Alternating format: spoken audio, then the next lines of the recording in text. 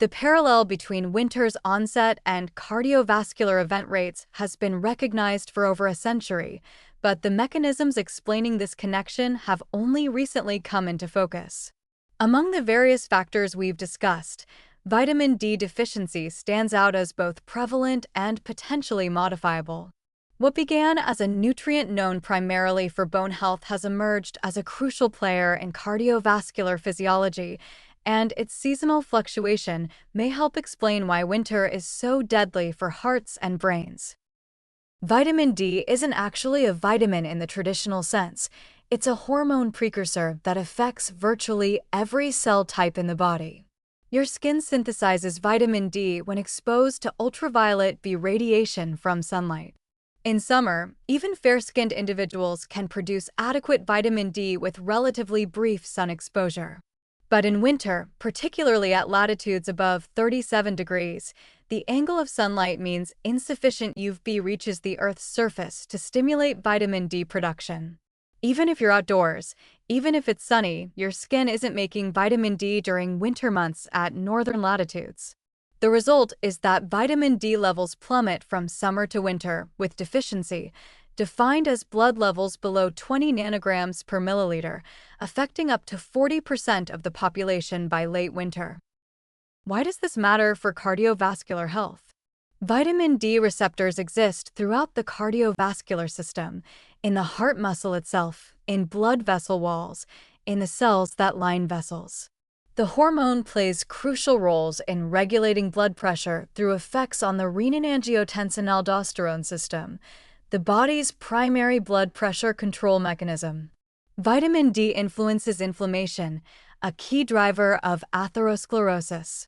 It affects calcium handling, which is critical for both vascular smooth muscle function and cardiac contractility. Deficiency disrupts all these processes. The epidemiological associations are striking. People with vitamin D deficiency have a 30 to 50% increased risk of heart attack and stroke compared to those with optimal levels. Geographic studies show higher cardiovascular mortality in regions with less sunshine. Seasonal variations in vitamin D levels track closely with seasonal variations in cardiovascular events. These associations don't prove causation, but they're consistent and strong enough to demand attention. The supplementation question is where things get complicated and controversial. Early observational studies suggested that vitamin D supplementation would reduce cardiovascular events, but large randomized trials have shown mixed results. Some show no benefit, others show modest benefits in specific subgroups.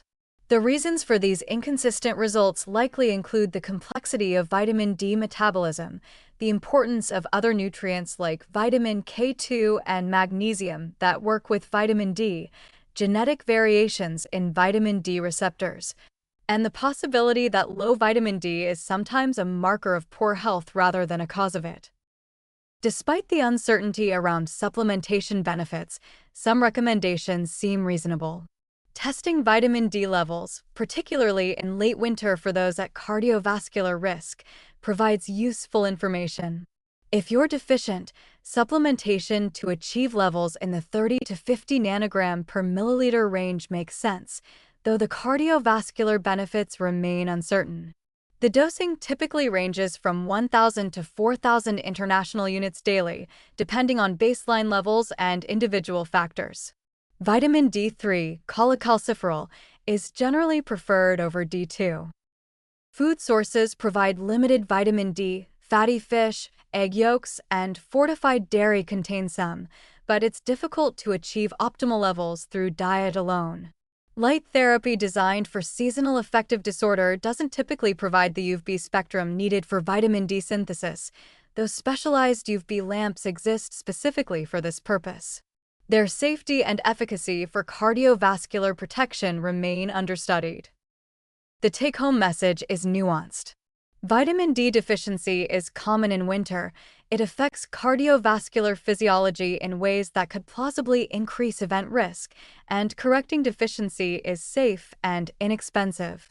Whether supplementation actually prevents heart attacks and strokes remains uncertain, but given the safety profile and potential benefits, discussing vitamin D status with your physician makes sense, particularly if you have cardiovascular risk factors. At minimum, it's one modifiable factor in the complex web of winter cardiovascular risk.